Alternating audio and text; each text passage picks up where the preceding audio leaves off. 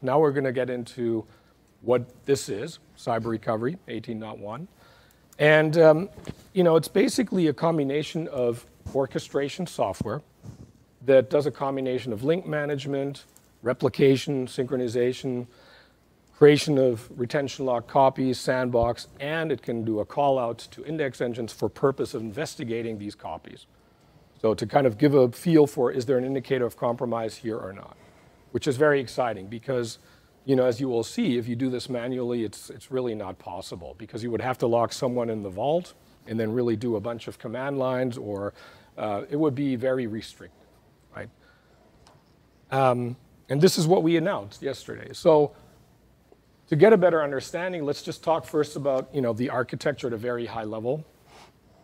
So this is basically everything that on that second column that I talked about. We have your storage infrastructure, we have your servers, your applications, and then there's a form of replication. I'm not illustrating it here, but you may have different data centers and all this, right? And typically what we want to see is that you have some sort of footprint of data domain here. So the specific solution we built orchestrates and really supports data domain technology. I'll explain that a little bit in more detail. So if your data, your business critical data, if you identify that, the first step would be we would want to back it up. And we would put probably a subset of that data that you deem business critical and a subset of that data domain footprint, an M tree we call it. So that's basically your container. And that data can also be accompanied with the metadata. So in other words, when you look at like a networker, for example, or any backup software, they typically have the ability to destage or make a copy of their metadata. Because what happens if I go after, the networker server or the net backup server, then I'm going to curtail your ability to recover because I'm taking out your metadata. That's one attack vector. If I go after the data itself or your data protection storage, same thing. So putting both into this repository, so to speak, is a good idea because it kind of remediates against those two attack vectors, but obviously the problem is it's still on that system that's connected to the network. So what we then do, and all of this is orchestrated by Cyber Recovery 18.1, which is running inside the vault, is we orchestrate a workflow to essentially get this data that I just talked about into the vault securely, okay? And then create a bunch of, immutable copies based on your RPO, right? And then you get the ability to create a sandbox which would be either the start of your recovery procedure, if you can't recover in production, or an analytics run. Make sense? So this is basically what we built. Now, what are the technology components? We're going to have a data domain. We may or may not have a backup application. We have another data domain on the receiving end, okay? Why data domain? Data domain is a really fabulous product in terms of its data resiliency. We have data invulnerability architecture. It's very efficient, and it's got a very broad ecosystem. In other words, it has a very good chance of being able to encompass what business critical applications mean for you, if that makes sense. We also have the ability to tap into a lot of the security features. So again, Cyber Recovery runs in the vault. I have another picture that basically illustrates that. What we do is we bring this replication link. So you can already see it's hopefully clear that we've taken everything here, this private network, off the management path. I mean, that's the idea. We're reducing our surface of attack. Therefore, it becomes a lot harder for the attacker to go after anything that's in here.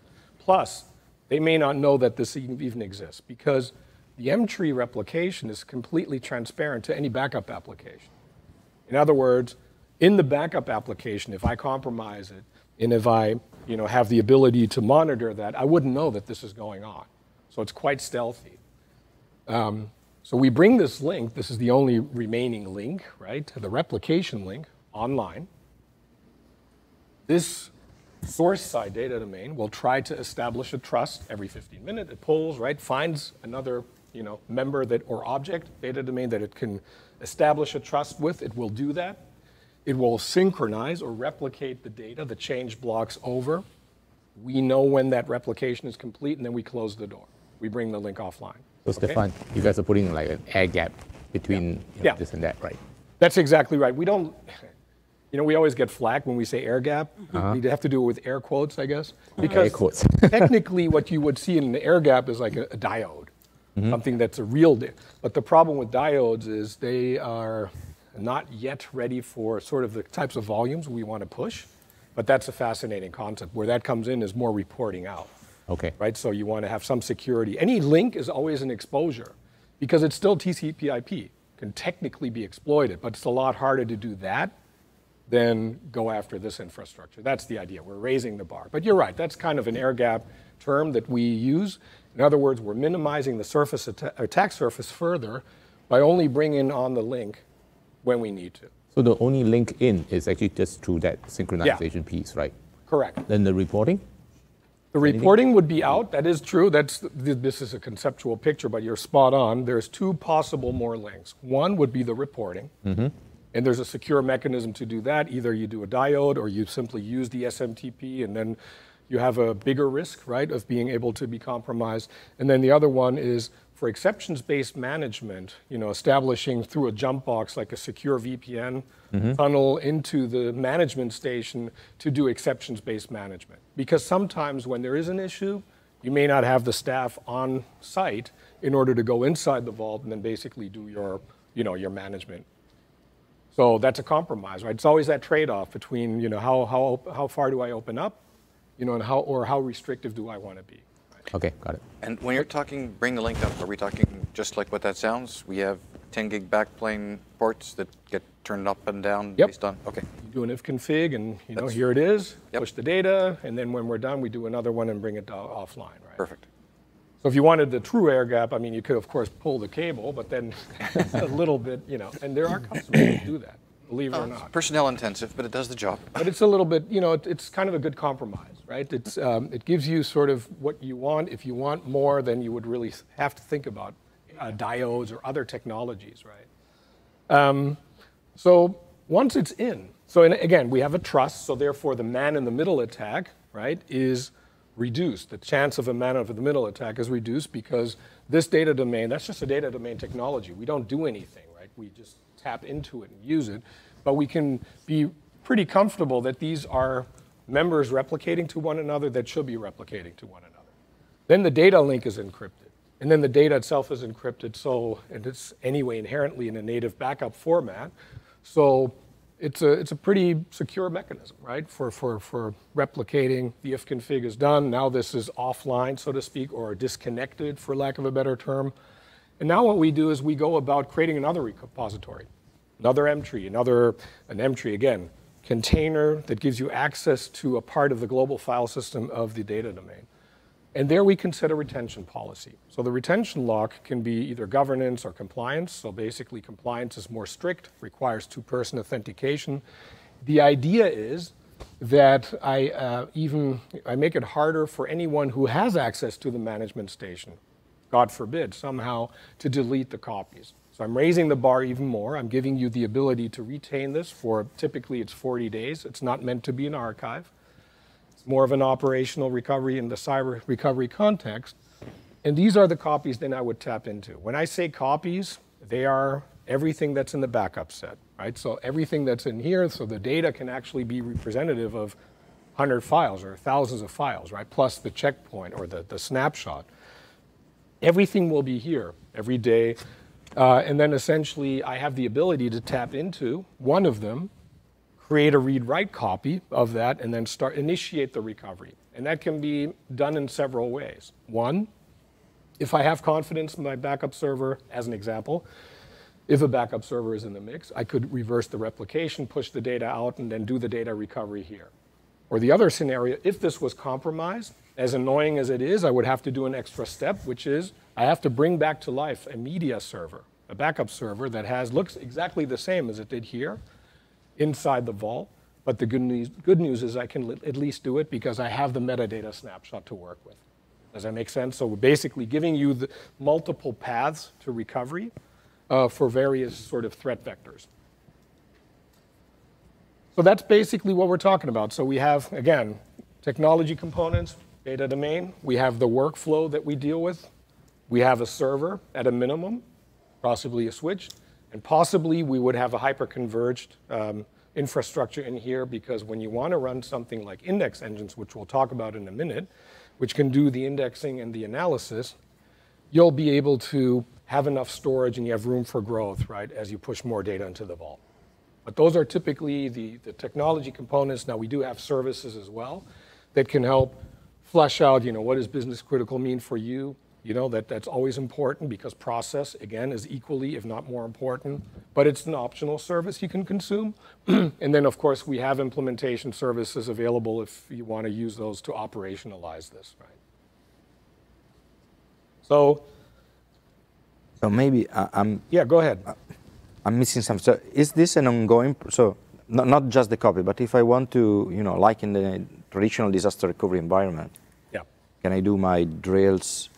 So test if that is compromised. Also to reduce this dwell time, right? Or is this just something that happens if I know that something happened in the data, and then I go in the vault and start to do my. I think the value proposition here is not so much that you would reduce the dwell time, because we're not trying to build an endpoint detection software. Now, the interesting thing is you have a very representative part of the data here that happens to be in the perfect lab environment. If you build a clean room here and you run periodic analytics, you will be able to expose things that maybe you won't be able to find sort of in your other endpoint detection. So they can be very complementary. And if you find something that is indicative of an indicator of compromise, and if it turns out to be something that's legitimate when you do a full scan, indeed, you can condense your dwell time. I would think that's true. Yeah, but it's too, I don't want to say too complicated, but it's, no, it's a lot of work, right? Yeah. So maybe it doesn't make any sense. You mean, yeah. It's better to, okay. I think the goal really is more about how do I reduce that right part of the picture. Remember the response time, the recovery time. That's what we're trying to focus. But analytics can help you do that. Because if you have copies here and then only later in an emergency mode, I have to kind of find out which copies are good or bad, that's not very effective. So to the extent we can front end that, that's a good thing. And as a side benefit, I do believe, yes, maybe you can work with the security team and say, we performed a recovery drill, we found something, you might want to take a look at that. Sure, that may or may not reduce the dwell time as well. But that's not the primary objective. No, okay. The primary objective is, like you said, when you do a recovery drill, which would have helped in that other case that I just talked about, you have a better chance of being able to recover faster. Okay. Yeah. So the software now that basically runs here is, we used to do this consulting driven. We have a lot of customers that had interest, so we deployed it, and it was essentially a set of scripts running inside the vault, conducting this orchestration. But what we found, of course, customers want support, but they want to have it be a lot easier, right, to interact and engage with this orchestration software. In other words, when you think about it, this software runs in a pretty limited environment or in a dark site, so you're not going to engage with this software every day. So we have to lean on a powerful dashboard and exceptions management much more than you would in other softwares. If it's a regular data protection software, you're going to be setting up policies all the time. In this case, it's really more important to have a dashboard that tells me, is there an issue or not? And then rely on automation to the extent possible. So a lot of work, right, as part of the productization was put into really making that user experience better. Making sure that the user experience, the layout is really customized to this workflow and what customers want to do. And then actually what we did do and what we did add is the integration with index engines, where we, as part of this workflow, can then say, okay, on a scheduled basis, right, automated, I will call out, hand over the M tree, which is our repository, right, with all the files in it, and then index engines actually has the ability to scan that, index it at rest, find indicators of compromise, which we'll learn about later, a little bit more detail, and then flag that. So at least now we're aware of there's something unusual. I couldn't tell you if there's Petya or WannaCry that actually made its way into the vault. We can't avoid that. This is just like every other storage solution. But at least we can give you a verdict, and we can give you an alerting mechanism when it's time to maybe take a closer look. And the fact that it's content aware, it can kind of understand whether it's a database file and different types of attack that are indicative of a ransomware attack, is very helpful for us, because it can trigger. Think about it. If you have 1,000 files in here, in one of these, knowing which 100 or 10 are somewhat suspicious, that you would then do a full scanning with your scanning tools would be very helpful. That's the idea. So a lot of work went into it. We're obviously very excited about it. And then I'll show you exactly what it looks like. But I thought it was important to kind of set the context and what it actually looks like, right? What we're talking about and what we're trying to do. One thing that I will add, though, is also what's cool about the way we design the product is we put the REST API front and center. So even our user interface goes through the REST API, engages with an endpoint, and then that communicates with the microservices that we build for various sort of, jobs or responsibilities, right, as part of our architecture. And what's nice about that is it makes it more extensible, right? So when you have a sort of your own orchestration work that you want to hook into that goes above and beyond what I described, or maybe it's another analytics job or another analytics engine, it's very important to have, an open API that you can work with. So that's front and center. The good thing is we were able to build this from scratch, and whether we come in with the CLI, which we have, or the GUI, it goes through that API. So it's kind of an interesting design, I thought. I wanted to share that. So the workflow then, essentially what we've done is, we have now the ability to expose, so once we have the copies in the vault and we have them retention logged, we then can export one or just create a copy of a copy, right? And then what we do is we essentially call out, right? We call out to index engines, right? We can do that manually, or we can do that on a scheduled basis. And index engines will then basically go in, go through the M tree, look at the files, compare them to yesterday's copy and the day before, and then they will find file entropy changes, or they will find sort of heuristics, right, that are indicative of a cyber attack. So this is nice. It's basically that mechanism that I talked about. And then what you would do from there is you would extract. So there's a mechanism to extract suspicious files. And those you would hand over to a file share and then essentially do the scanning. Right? This is what you would have to do anyway as part of an incident response. Right? Typically, they're going to want to know, is this a clean copy? Is this safe? And it's basically front-ending something that would be unavoidable. You wouldn't go this far, to your point, every single time, because that is indeed complicated. There's a lot going on. This is why we call it a methodology. But this part, up to number 4, we have built into the product because at least it gives you a starting point. And it gives you sort of that alert, hey, you might want to take a look, and it's now time to maybe take a closer look at these specific copies, right? Or the content inside the raw backup set.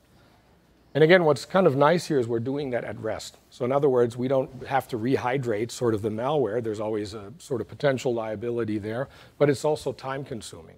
I guess if you peeled it back a little bit further, if I had to take this, so I have the copy of the copy. This is all constructs of the data domain, these 3. And then I can, ideally, just like that, hand over the files that I want to scan with any tool that I have to a directory and export. It's easy, right? The problem is I actually have to do the whole DR procedure. So in theory, I have to bring back the backup server, right? I have to then do the data recovery, pick the files that I want, and then I have to mount them on a directory and then say, hey, tool, please look at this, right? And so that's time consuming. And it varies. Every backup, backup software will have a very similar but slightly different sort of procedure for getting that done. So that's not very practical. So we solve this design challenge by partnering. And essentially what we do is we say we're just going to mount this whole thing, right, on a mount point on a server. We will then do a REST API call to index engines, and we'll say, please initiate the scan. index engines will do its thing, go through, and then essentially what happens is if there is an indicator of compromise, we will get a verdict in our dashboard. It's just yes or no. Something in this raw bucket, is there something wrong, or is there something indicative of something that warrants a closer investigation or not? And then we also have the ability, to your point, to use that other link that goes out to give you a full report that you can then visualize how you fancy, that has all the details, and I think Jim is going to get into that. And then what you can also do in addition to that is then quarantine, meaning extracting certain files that we found already onto an NFS export, and that's where you then can do the full scanning, okay? So this is, of course, an area that's, it probably falls outside of the discussion here today, but just generally what we know working with our cyber solutions team in Israel is that when you use a combination of engines, meaning not just signature, but also behavioral and proprietary, your chances of defining the malware are going to dramatically increase, right? That's, I think, pretty obvious. So this is just something that we're aware of, but it's certainly a best practice for anyone. So just running one tool, you might get certain results. Sometimes you're going to get high accuracy. Sometimes you're not going to find it at all.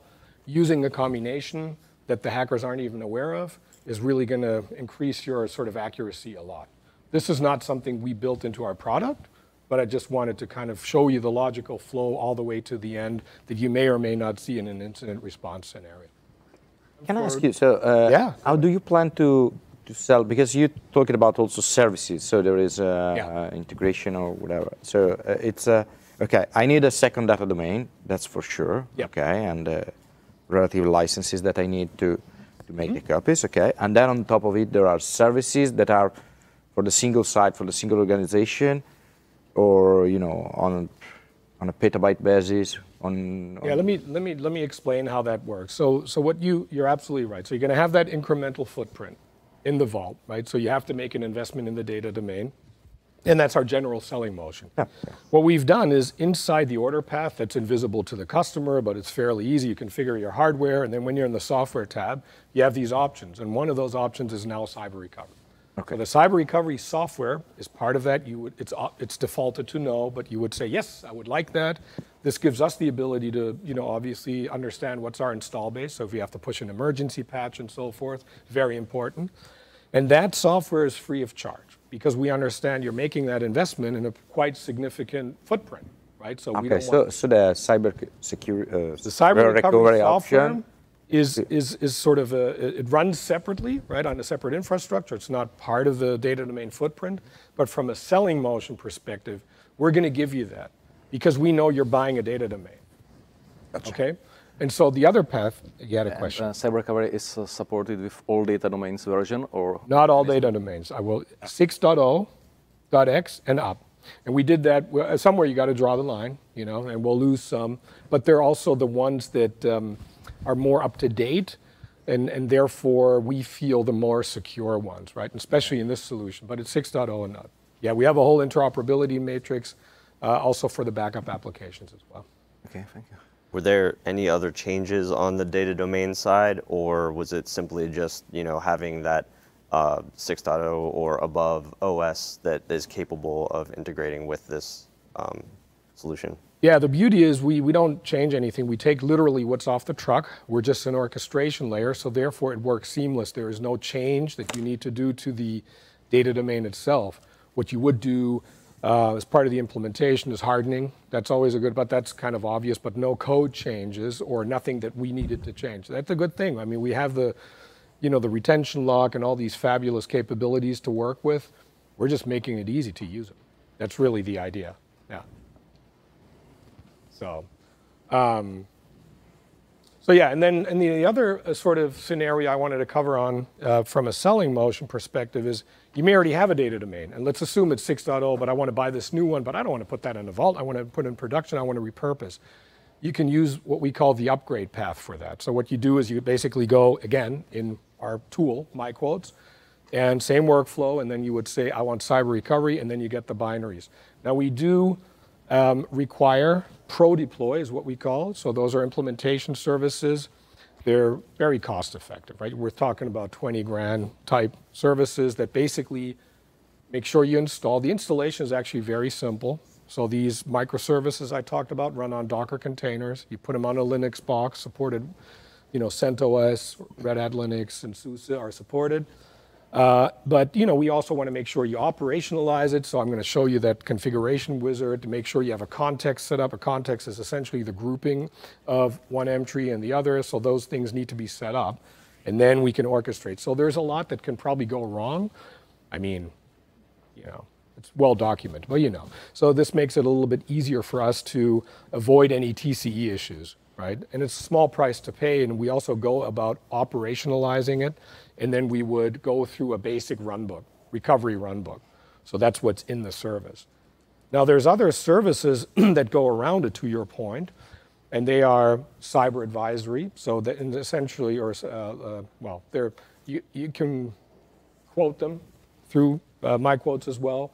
It's a fixed scope, and the purpose there is really to do that upfront discovery, to come up with a good design for this, understand what should be in the vault, and then there's different tiers. It's all about level of effort. So for example, if you wanted to have a full application dependency map, which we can do, and there's tools for that, but that will take time, we can do that, but that will likely be a longer service engagement. So what's nice is that you're looking at a very modular approach.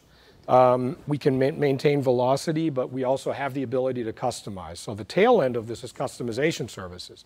So if you want to customize dashboard, for example, or I want to tap into the REST API that we have to extend it in this way, our consulting folks can handle those types of services. Does that answer your question?